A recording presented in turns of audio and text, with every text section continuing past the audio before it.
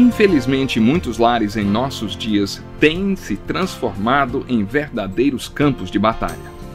Na verdade, o lar deve ser um lugar de refúgio. E é isso que estamos apresentando no Encontro com a Palavra. Fique atento a mais um estudo que o Ministério Cooperativo Internacional leva a você. Com vocês, Pastor Edson Bruno.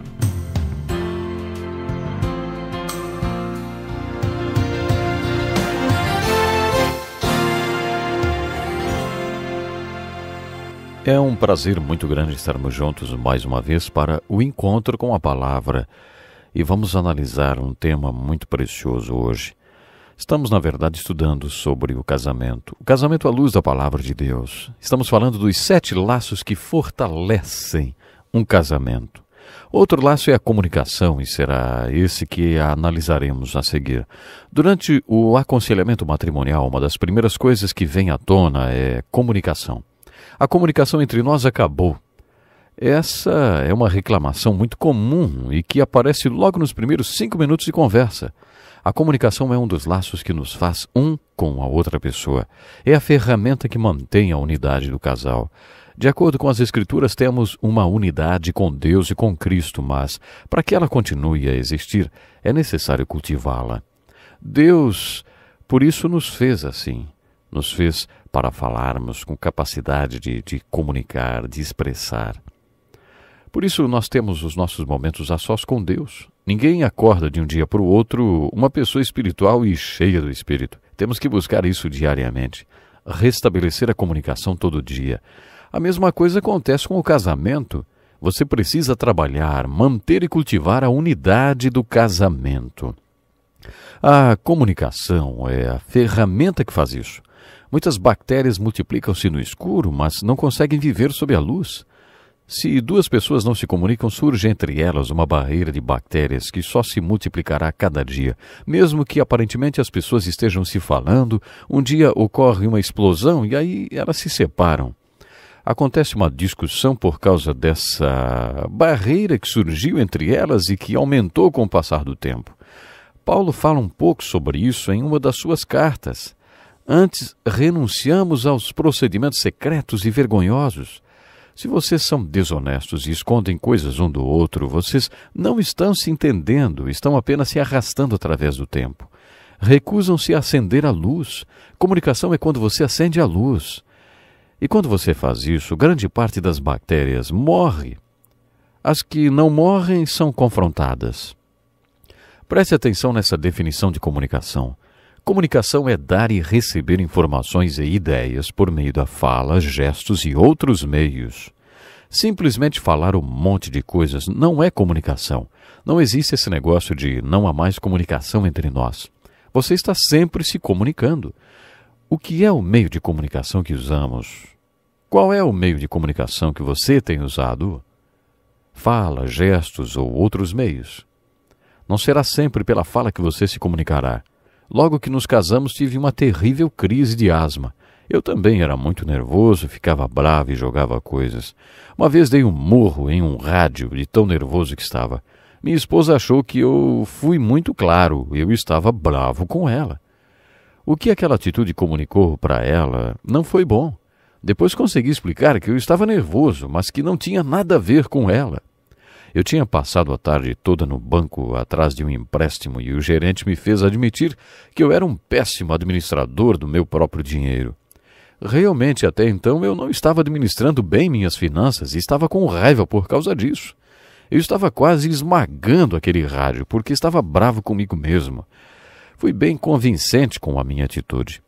Só depois minha mulher entendeu o que se passava ou o que estava acontecendo realmente. Minha esposa também costuma contar essa história, por isso me sinto à vontade para compartilhar com vocês. Diz o pastor Dick, nosso professor, uma vez o meu filho trouxe um amigo para passar uns tempos em nossa casa. Esse menino era terrível e uma péssima influência para o nosso filho. Minha esposa várias vezes pediu que eu resolvesse a questão conversando com o rapaz e explicando que já era tempo de ele ir embora, mas eu sempre estava adiando aquela conversa. Depois de um pouco, eu estava deitado no sofá e um vaso de planta passou por cima da minha cabeça e se espatifou na parede. Naquele dia eu tive certeza do amor de minha esposa por mim, pois ela tinha ótima pontaria e, se quisesse, teria acertado o vaso na minha cabeça. Mas ela não acertou. Ela também foi bem eloquente e se fez entender muito bem. Você está vendo? Você não se comunica só com conversa, não? Pode usar outros meios, ou quebrar um rádio ou jogar um vaso. Por isso dissemos que o meio mais profundo de comunicação é o sexo. A comunicação pode ser feita em 2 dimensões. Para que a comunicação se estabeleça, alguém tem que enviar ou dar um sinal. Em uma comunicação de rádio, um emite um sinal e outro recebe. Às vezes a comunicação é estabelecida mais pelo que foi sentido do que com o que foi dito. Vou explicar essas 2 dimensões da comunicação usando a figura de tartarugas. Quando a tartaruga sai do seu casco e você a vira, ela volta para dentro do casco e fica lá por um bom tempo. Quando você decide se comunicar com a outra pessoa, não estou me referindo a passa o sal ou está chovendo hoje, refiro-me à comunicação de verdade, a compartilhar seus pensamentos, sentimentos, opiniões. Se a pessoa com quem você está tentando se comunicar critica você, você volta para o casco e não sai por um bom tempo. Muitos casais são como tartarugas dentro de seus cascos, vivendo em suas casas e apartamentos. Não há comunicação. Comunicação é a ferramenta que possibilita a unidade do casal. Se você não consegue se comunicar, você não dispõe das ferramentas para chegar à unidade do seu casamento. Você não consegue trabalhar a relação. É por isso que você tem que trabalhar a comunicação e é por isso que estudaremos mais sobre este assunto. O próximo laço de ligação é a compatibilidade. Podemos dizer que a compatibilidade é a evidência da unidade. Os solteiros, aqueles que ainda não se comprometeram, têm que ouvir isto. Às vezes, depois de ter aconselhado o casal por algum tempo, pergunto como eles se conheceram. É incrível! Eles não poderiam ter escolhido pior parceiros para se casarem. Eles simplesmente não combinam. Não há nenhuma compatibilidade entre eles. Quando pensamos em compatibilidade, pensamos em um certo sentimento que nos atrai a outra pessoa. É importante que também haja essa compatibilidade física, é verdade, mas estou falando de algo mais abrangente do que isto. Compatibilidade não é só essa química que há entre 2 pessoas que se amam. Existe a compatibilidade de valores, e aí começam os problemas no casamento. Muitas vezes os jovens casam sem saber se tem alguma compatibilidade espiritual. Depois de se casarem, descobrem que não têm valores compatíveis. Lembro-me de uma moça que ficou grávida e seu marido falou para ela abortar. Ela disse: "Eu não vou fazer isto. Sou católica." Ele disse: "O que isso tem a ver? Nós não temos condições de ter um bebê agora, aborte." Eles acabaram se divorciando. Você tem valores e os seus valores têm que ser compatíveis com os da pessoa com quem você vai se casar. No topo da lista de valores está a definição de papéis. Pense na compatibilidade que existe entre 2 pessoas que creem em Jesus e andam em seus caminhos.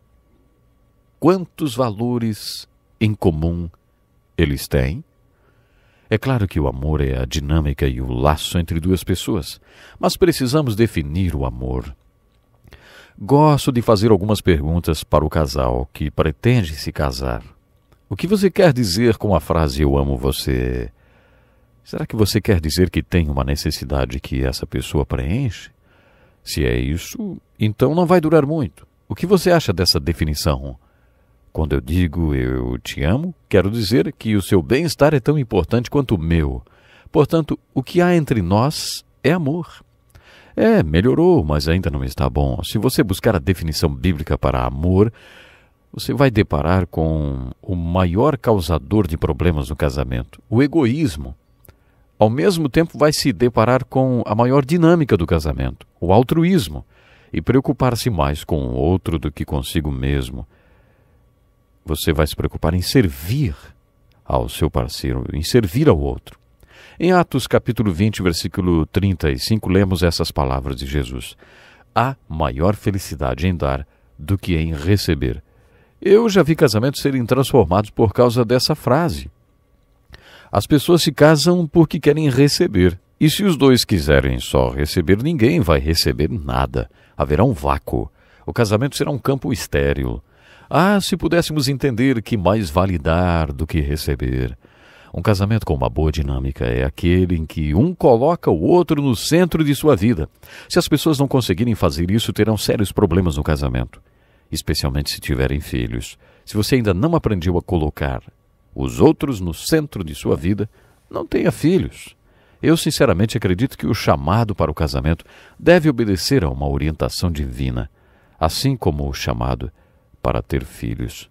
Minha mãe teve 11 filhos e um dia perguntei a ela se ela faria tudo outra vez. Ela respondeu que sim, mas que antes decidiria por não viver para si mesma. Você pode achar o estranho que ela não tivesse sua própria vida, mas sabe de uma coisa? Ela era feliz. Teve um longo casamento e nunca leu nenhum livro sobre casamento, só a Bíblia. Era uma esposa e mãe muito feliz. Quando a questão é amor, o foco não deve estar em você. O grande problema nos dias de hoje é o egocentrismo. A solução para esse problema é colocar outras pessoas no centro de sua vida. Se o amor é a dinâmica do casamento, a compreensão é o que faz crescer a sua unidade. É necessário que entendamos a diferença entre os sexos.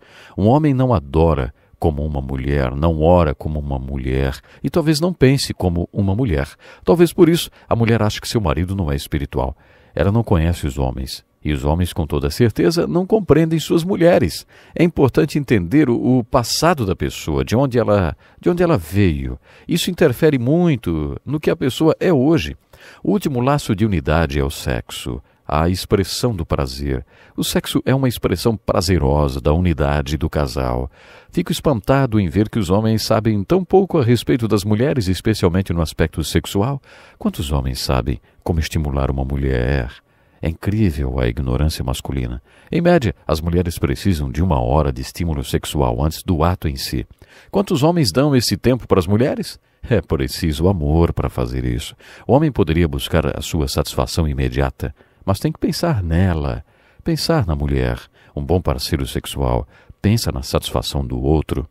Um dia uma senhora que tinha menopausa precoce veio no meu escritório. Ela me disse que ou eu adquiriria algum conhecimento médico ou o seu médico se convertia.